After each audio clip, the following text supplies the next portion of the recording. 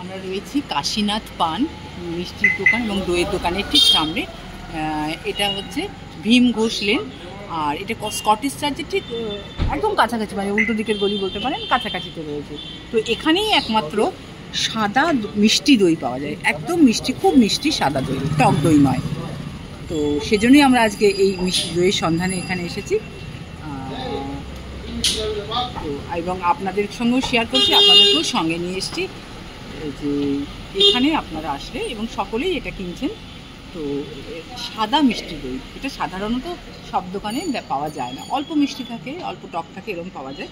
কিন্তু সাদা এবং লাল দই তো মিষ্টি আমরা পাই, কিন্তু সাদা টক দই দেখেই মনে হচ্ছে এটা মিষ্টি দই সাধারণত দেখা যায় না, পাওয়া যায় না।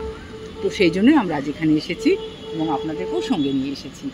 তো চাইলে আপনারা আসুন এই দোকানে, আপনাদেরও ভালো লাগবে।